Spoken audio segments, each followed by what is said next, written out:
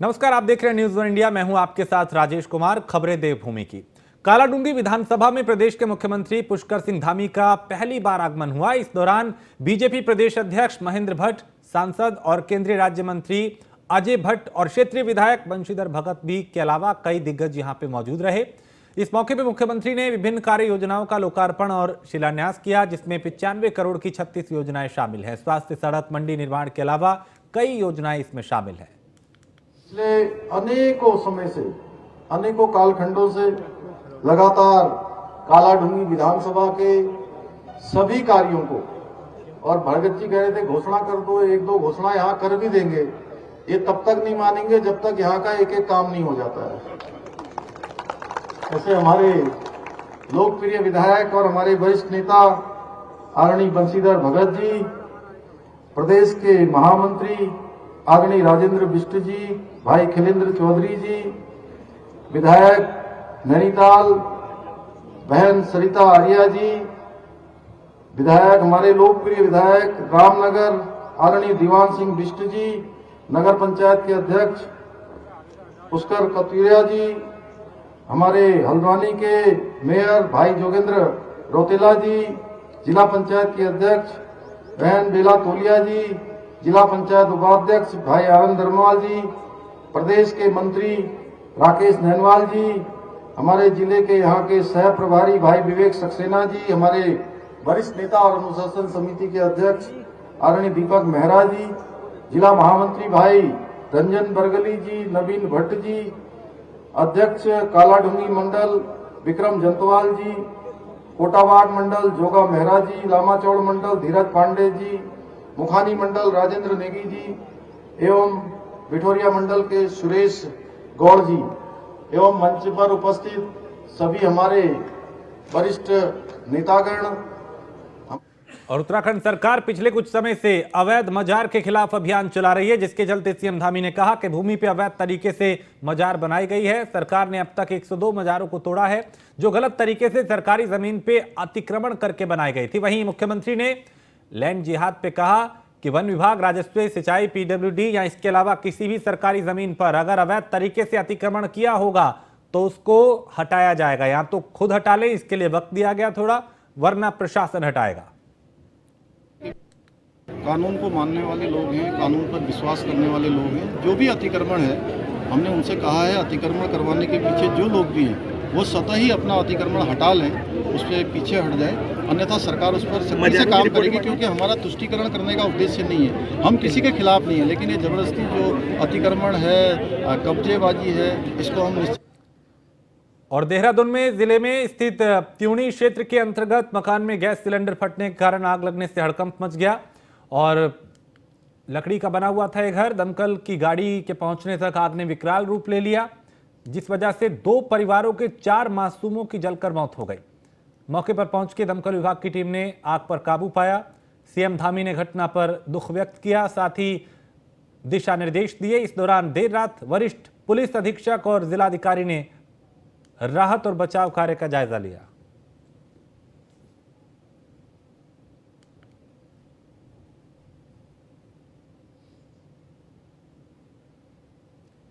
तो ये भयानक हादसा था जिसमें 4 मासूमों की दर्दनाक मौत हुई। गैस सिलेंडर फटने से आग लगी और देखते ही देखते इस आग ने विकराल रूप ले लिया।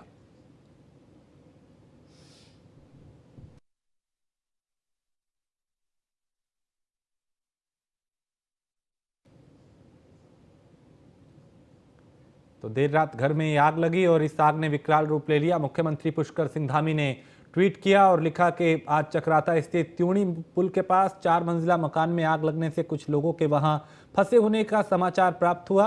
मैं वहां रह रहे परिवारों की कुशलता की कामना करता हूं। पुलिस प्रशासन की टीम मौके पर मौजूद है। अधिकारियों को तत्परता से काम करने के निर्देश दिए गए हैं।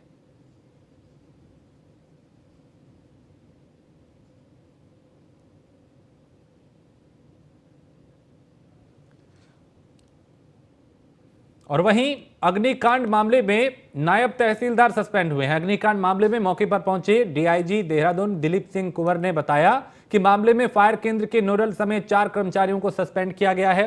डीएम सोनिका ने बताया कि परिजनों को सीएम राहत कोष से सीएम साहब के निर्देश पे 2 लाख रुपए की आर्थिक मदद मिलेगी।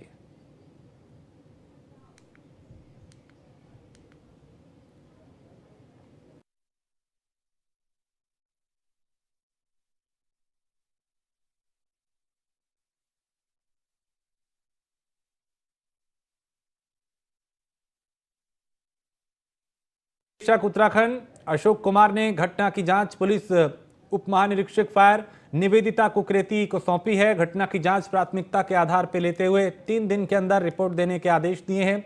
साथ ही जांच रिपोर्ट में किसी भी अधिकारी और कर्मचारी की कमी पाए जाने पर संबंधित के खिलाफ सख्त कार्रवाई की जाएगी, इस बात के निर्देश भी दिए। सायंकाल को ट्यूनी में जो आगजनी की घटना हुई थी उसमें लापरवाही के आरोप में जो ट्यूनी में जो फायर यूनिट प्रभारी सहित 4 कर्मचारियों को निलंबित कर दिया गया है। इसकी जांच जो है डीआईजी रैंक के अधिकारी करेंगे और वो रिपोर्ट देकर के जो भी फर्दर इसमें कार्रवाई की जानी है वो की जाएगी। माननीय मुख्यमंत्री जी के स्तर से भी प्रत्येक डिसीज्ड के परिवार को 2-2 लाख का मुआवजा देने की घोषणा की गई है और डीएम देहरादून के स्तर से भी अपने राजस्व कर्मियों के खिलाफ अनुशासनात्मक कार्रवाई की गई है। अभी स्थिति सामान्य है, जो जाम लगा था जाम खुल गया है और जो इसमें जो 4 डिसीज थे जो इनका अंदर कमरे में होने बताया गया था, उसमें से 2 की डेड बॉडी रिकवर किया गया। उसका पंचायतनामा पोस्टमार्टम के साथ साथ किया गया है। 2 अन्य की जो है रिकवरी के प्रयास अभी हम लोग हमारी एसडीआरएफ, फायर सर्विस और थाना पुलिस कर रही है। चारधाम यात्रा में केदारनाथ हेली सेवा के टिकट की बुकिंग 8 अप्रैल से शुरू होने जा रही है। आरसीटीसी की यानी आईआरसीटीसी की जो ऑनलाइन टिकट बुकिंग है वो पोर्टल का ट्रायल किया जा रहा है और 90% टिकटों की बुकिंग आईआरसीटीसी के माध्यम से होगी, जबकि इमरजेंसी कोटे के तहत 10% टिकटों की बुकिंग ऑफलाइन की जाएगी। ज्यादा जानकारी के लिए हमारे ब्यूरो चीफ सुदीप जैन ने उत्तराखंड नागरिक उड्डयन विकास प्राधिकरण के सीईओ सी रविशंकर से बात की। उन्होंने क्या कुछ कहा, उन्हें सुनते हैं। उत्तराखंड में चारधाम यात्रा की शुरुआत 22 तारीख से हो रही है और हेली सर्विसेज पर इस बार बहुत फोकस किया गया है। आईआरसीटीसी जैसी वेबसाइट को एंगेज किया गया है टिकटिंग के लिए। हमारे साथ यूकाडा के चीफ रविशंकर साहब हैं, इनसे बातचीत करते हैं। सर, हेली सर्विसेज की जरूरत सबको है यात्रा में और शिकायत भी उसी को लेकर सबसे ज्यादा है, तो इस बार सर आप लोगों ने कई बड़े चेंजेस किए हैं, वो क्या क्या सर हैं जो आप आम पब्लिक को बताना चाहते हैं? इस बार जो है IRCTC heliyatra.co.in करके जो है एक वेबसाइट है जो IRCTC के माध्यम से बनाया है। उसी से जो है इस बार टिकट बुकिंग शुरू होगा। तो अभी जो है परसों 8 तारीख को 8 अप्रैल को ये बुकिंग हम खोल रहे हैं। पहला चरण में जो है अप्रैल महीने का जो है बुकिंग इसमें खोल रहे हैं, क्योंकि शुरुआत है तो टेस्टिंग फेज के रूप में हम देखेंगे। अगर सब कुछ ठीक चलेगा तो फिर हम मई महीने का भी बुकिंग जो है कमिंग डेज में शुरू करेंगे। सर, इस बार क्या डायनेमिक प्राइसिंग भी हो रही है और क्या कुछ टिकट रिजर्व भी रखे जा रहे हैं? इस बार जो है हम डायनेमिक प्राइसिंग भी इसमें विचार किया है, क्योंकि यहाँ पे केदारनाथ यात्रा में काफ़ी डिमांड है, बट सप्लाई जो है एक सीमित रखा हुआ है, क्योंकि DGCA का मानक भी है at a time maximum 6 helicopter जो है उस वैली में फ्लाई कर सकते हैं। तो इसलिए एक दिन में मैक्सिमम कितना फ्लाई हो सकता है, कितना पैसेंजर जा सकते हैं ऑलरेडी निर्धारित है, मगर डिमांड जो है बहुत ज़्यादा है। तो इसलिए जो है हम बाकी जैसे एयरपोर्ट जो फ्लाइट्स का जो बुकिंग करते हैं तो उसी प्रकार का सिस्टम को यहाँ पे लाए हैं। तो डिमांड के अनुसार टिकट भी थोड़ा जो है डायनेमिकली वैरी करेगा। सर, इस बार ये भी व्यवस्था की गई है कि पहले हम देखते थे कि हेलीपैड पर जिनको नहीं जाना होता था या जिनकी बुकिंग बात को होती थी वो भी अनावश्यक रूप से भीड़ लगा लेते थे और इससे खतरे का भी एक आशंका बनी रहती थी और पूर्व में कुछ हादसे भी हुए हैं। तो हेलीपोर्ट्स को भी आप लोगों ने सुरक्षित किया है ताकि वही व्यक्ति जा सके जिसका टिकट है या जिसकी फ्लाई होने को है। इस बार जो है मैक्सिमम मोर देन 90% जो है टिकट्स ऑनलाइन में IRCTC के माध्यम से बुक होगा और जिनका टिकट वहाँ बुक हुआ है वो एक वैलिड टिकट लेकर के आएंगे। उसमें QR कोड जो है उसमें उल्लिखित होगा और कोई भी टिकट लेकर के आएंगे उनका जो है QR कोड स्कैन करने के बाद ही हम हेलीपैड के अंदर जाने देंगे। तो इससे ये प्रयास रहेगा कि केवल जो है सही टिकट धारक ही अंदर जा पाएंगे, बाकी नहीं जा पाएंगे।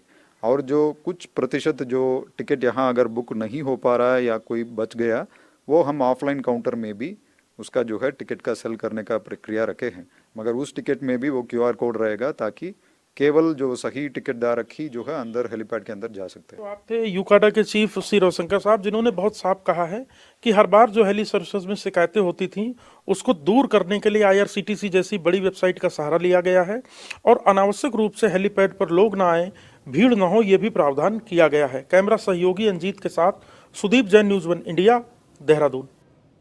हरिद्वार में नेता प्रतिपक्ष यशपाल आर्य ने चारधाम यात्रा की तैयारियों को लेकर सरकार पर निशाना साधा और कहा कि चारधाम यात्रा शुरू होने वाली है, लेकिन सरकार की तैयारियां अब तक पूरी नहीं हुई। हरिद्वार में जाम की समस्या देखने को मिल रही है, फ्लाईओवर का कार्य नहीं हो रहा, जिससे स्थानीय लोगों को भी काफी परेशानियों का सामना करना पड़ रहा है। तैयारियां हैं, सरकार कितनी गंभीर है, प्रशासन किसमें कितना सचेत है, इसकी तो बानगी है। अभी चारधाम यात्रा प्रारंभ होने जा रही है, लेकिन व्यवस्थाएं चाक चौबंद होनी चाहिए थी।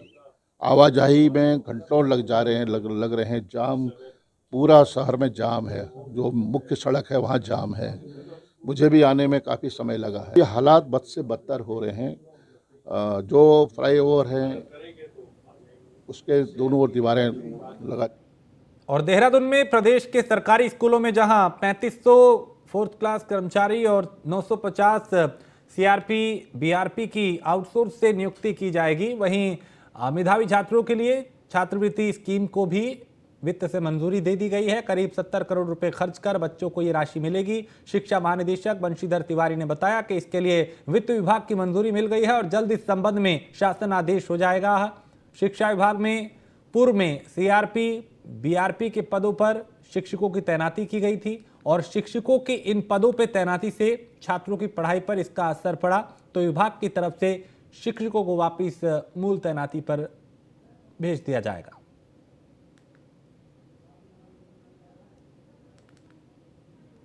चार महत्वपूर्ण मुद्दे शिक्षा विभाग संबंधित है, जिसमें माननीय मुख्यमंत्री जी ने भी घोषणा की थी कि जो मेधावी बच्चे हैं उन पर हम लोग छात्रवृत्ति देंगे। उसमें आज अपर मुख्य सचिव महोदय वित्त के यहाँ बैठक थी, जिसमें इस बात पे लगभग सहमति बन गई है और कुछ जो हमने प्रस्ताव भेजा था उसमें संशोधन करके दोबारा प्रस्ताव भेजना है।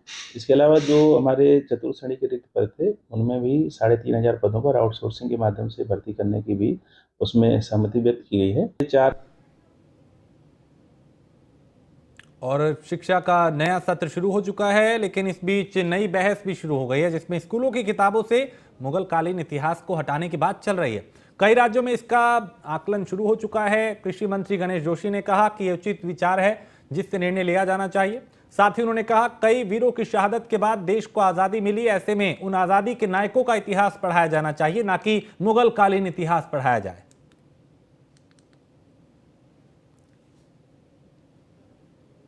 हैं उनको हटाना चाहिए।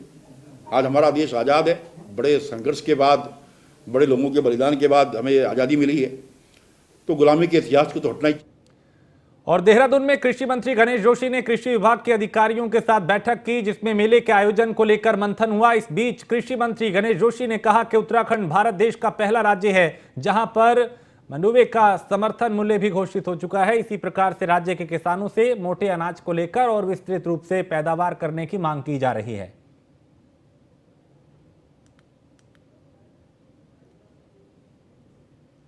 तो 2023 को इंटरनेशनल मिलेट ईयर्स घोषित हुआ है, वो मोदी जी के प्रयासों से हुआ है। जो यूएनओ के अंदर मोदी जी ने इस प्रस्ताव को रखा, 72 देशों ने इसका समर्थन किया और आज हम 2023 को इंटरनेशनल मिलेट्स ईयर के रूप में मना रहे हैं। अभी दिल्ली के अंदर 18 तारीख को एक विशाल मिलेट्स पर एक कॉन्क्लेव वहां पर हुई। और देहरादून में प्राइवेट स्कूलों की मनमानी से अभिभावकों को काफी दिक्कतों का सामना करना पड़ता है। शिक्षा मंत्री ने कहा कि अगर किसी भी अभिभावक को कोई दिक्कत है तो वो पत्र लिखकर इसकी शिकायत कर सकता है, क्योंकि प्रदेश भर के स्कूलों में NCERT की किताबें लागू की गई हैं और अगर कोई स्कूल उन्हें छोड़ के अन्य किताब में पढ़ा रहा है तो अभिभावक उनसे शिकायत करे। साथ ही उन्होंने कहा कि अगर कोई हमसे शिकायत करता है तो हम इस पर जरूर कार्रवाई करेंगे। जितने भी प्राइवेट स्कूल हैं प्राइवेट स्कूलों का जो सिलेबस है वो अलग अलग बोर्डों के द्वारा संचालित होता है। कोई आईसीएसई बोर्ड के हैं, कोई उत्तराखंड बोर्ड के हैं, कोई भारतीय शिक्षा बोर्ड के हैं, कोई संस्कृत बोर्ड से हैं, कोई मदरसा बोर्ड से हैं।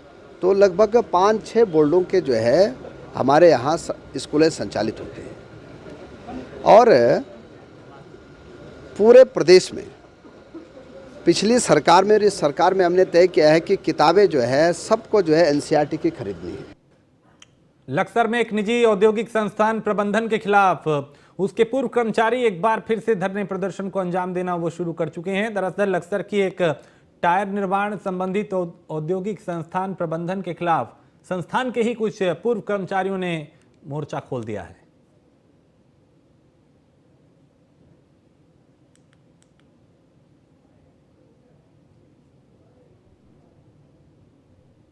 कंपनी से जो बात हुई अभी, उन्होंने तो हमारे प्रति बिल्कुल मना कर दिया और हमारा प्रदर्शन जारी रहेगा जब तक हम अंदर नहीं लेंगे। ठीक है जी, क्योंकि इसमें हमें वीआरएस इन लोगों ने नहीं दिया, इन लोगों ने केवल वीएसएस दे रखा है हमें, जिससे हमारा एक सेटलमेंट हुआ था इनके साथ कि अभी मैन पावर कम कर देंगे। कंपनी ने हमें झांसा दिया।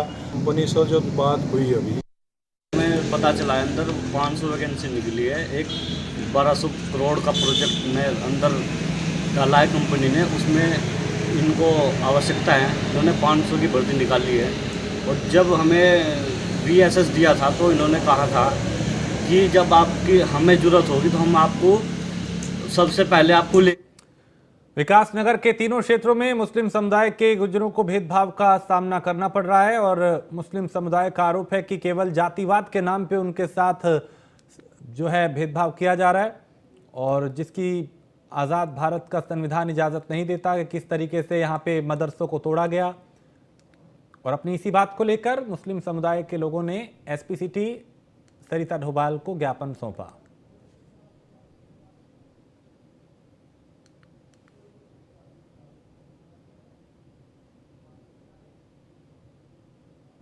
बाशिंदे ने जो मुस्लिम अकलियत वहाँ रहती है उसको धमकी दी है कि 10 तारीख तक आप लोग इस जगह को खाली कर दो वरना मैं आग लगा दूंगा। इस किस्म की धमकियां मतलब कि दी जा रही हैं।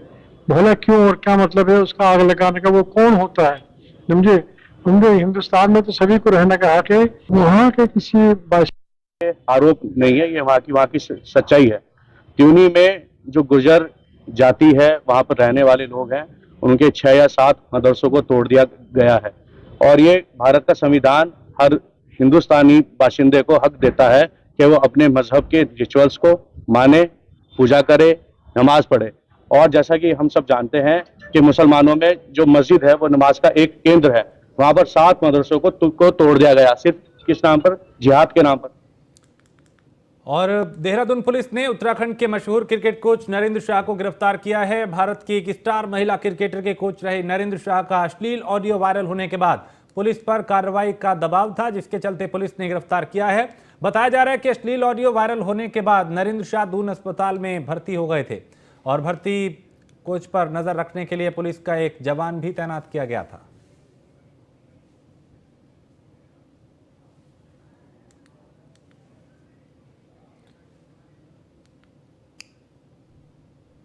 लक्सर में एडवोकेट बार एसोसिएशन नामक अधिवक्ता संगठन ने पहली बार मासिक स्तरीय संगोष्ठी कार्यक्रम का आयोजन किया। इस दौरान एडवोकेट बार एसोसिएशन के अध्यक्ष विकास पवार, संगठन सचिव मुकेश सैनी के अलावा अन्य पदाधिकारियों और वरिष्ठ अधिवक्ताओं की मौजूदगी वहां पे रही और वरिष्ठ अधिवक्ताओं ने जूनियर और युवा अधिवक्ताओं को कानून की जानकारी भी दी। हमने महासभा की मीटिंग बुलाई थी जिसमें एक संगोष्ठी का आयोजन किया गया था, जिसमें जो जूनियर अधिवक्ता है उन्हें सीनियर अधिवक्ता कानून के बारे में जानकारी देने के लिए थे और उसमें हमने जूनियर अधिवक्ताओं को अनुशासन में रहने के भी उसमें वो गुर सिखाए हैं और जो हमारे सीनियर अधिवक्ता हैं उन्होंने भी उन्हें कानून के बारे में जानकारी दी। जो युवा लड़के हैं उन्हें ये बताया गया कि कोर्ट में आपको अनुशासन में रहना है। सीनियर जो रहते हैं जैसे कि उनका मान सम्मान करना है, कोर्ट में कैसे जाना है, कैसे वहाँ बातचीत करनी है, क्या हमारा प्रोजेक्ट है। ये हमारा ये मानना है कि सब जो युवा लड़के हैं हम लोग अध्यक्ष जी, मैं, सचिव और उपाध्यक्ष महोदय सब उन्हें साथ लेकर चलते हैं और ये बताया जाए कि मान सम्मान किया जाना चाहिए। मसूरी में भारत तिब्बत सीमा पुलिस अकादमी में 6 महीने के कठिन प्रशिक्षण प्राप्त करने के बाद 12 महिला चिकित्सा अधिकारियों समेत कुल 56 सहायक सेनानी विकल अधिकारी बल की मुख्य धारा में वो शामिल हुए। इन चिकित्सा अधिकारियों को प्रशिक्षण के दौरान युद्ध कौशल, शस्त्र चालन और कई दूसरी ट्रेनिंग भी दी गई। Thanks to my instructor and all उस्ताद और सर जिन्होंने मुझे इतनी अच्छी ट्रेनिंग दी। Thank you all staff and sir, thank you जी। हमारी ट्रेनिंग इस प्रकार हुई है कि हम जो है हर परिस्थितियों का सामना कर सकते हैं। या we are ready in both the cases. We are ready even for medical line of treatment and in the hilly terrain. The terrain in ITBP is quite tough. ये ट्रेनिंग हमारा एक रूटीन प्रोसेस है। जब induction होता है तो ये खास तौर से डॉक्टर्स हैं, अब आपने देखा होगा कि they are professionally, medical profession है इनका। अब इनको यूनिफॉर्म में डालने के लिए बड़े अथक प्रयास की जरूरत होती है और academy is the right place. Laksar में पुलिस और स्वास्थ्य विभाग में उस वक्त हड़कंप मच गया जब लगभग 1 साल के बाद पुलिस द्वारा लाया गया एक आरोपी रूटीन टेस्टिंग के दौरान कोरोना पॉजिटिव निकल आया।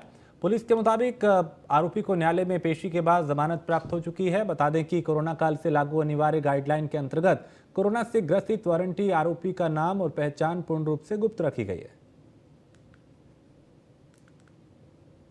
पुलिस हमारे ब्लॉक लेवल में लगी थी उसका मेडिकल कराने के लिए कि उसे कोर्ट में पेश किया जाए। उसके अंतर्गत हमारा एक जो प्रोटोकॉल रहता है उसमें कोविड की जांच करते हैं। कोई सिम्टम नहीं थे लेकिन एक रूटीन चेकअप के लिए उसको हमने कोविड की जांच के लिए जिसको पॉजिटिव पाया गया और अभी वो पुलिस के उसमें ही है और इसकी रिपोर्ट हमने डिस्ट्रिक्ट में कर दी है। उसके अंतर्गत हमारा यही है कि जिसको भी सिम्टम आ रहे हैं वो ब्लॉक में या CSC लेवल में आके अपनी जाँच करवा लीजिए और दवाइयाँ। और कोरोना के बढ़ते मामलों को देखते हुए जनपद पौड़ी में भी स्वास्थ्य विभाग अलर्ट हो गया है। ACMO रमेश ने बताया कि पिछले हफ्ते जनपद में 2 कोरोना पॉजिटिव मरीज की पहचान हुई थी जिसे लेके सतर्कता बरती जा रही है। वहीं डॉक्टर कुंवर ने बताया कि दोनों ही मरीजों को दवा उपलब्ध कराने के साथ ही बेहतर उपचार भी उनका किया जा रहा है। पिछले हफ्ते लगभग 2 केसेस आए थे, तो 2 केसेस एक आपका इधर कलजी खाल ब्लॉक का है और एक केस पाबो का है।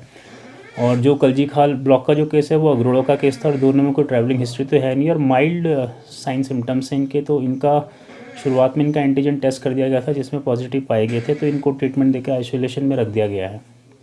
और जनपद की तैयारियों के बारे में बात करें तो जनपद में लगभग कोविड के लिए अभी 866 बेड हमारे पास। और मौसम विभाग ने अगले 2 सप्ताह में तापमान के बढ़ने की आशंका जताई है। हालांकि पिछले दिनों देहरादून समेत पूरे प्रदेश के विभिन्न जिलों में तेज बारिश और बर्फबारी भी देखने को मिली, लेकिन अब मौसम विभाग आने वाले 2 हफ्तों के दौरान मौसम के साफ रहने का अनुमान लगा रहा है। उत्तराखंड में लगातार बारिश और बर्फबारी से जहां तापमान गिर रहा था, वहीं अब तापमान में इजाफा दर्ज किया जाएगा। निदेशक मौसम विभाग ने बताया है कि आने वाले दिनों में गर्मी अपना सितम दिखाएगी। 20 अप्रैल तक मौसम पूरी तरह साफ रहने और तापमान में इजाफा होने से लोगों को अब गर्मी का एहसास होगा, जबकि 20 अप्रैल के बाद एक बार फिर बूंदाबांदी हो सकती है। कैमरा सहयोगी अंजीत के साथ सुदीप जैन, न्यूज़ 1 इंडिया, देहरादून। और इसी के साथ इस बुलेटिन में फिलहाल इतना ही। आप बने रहिए न्यूज़ 1 इंडिया के साथ।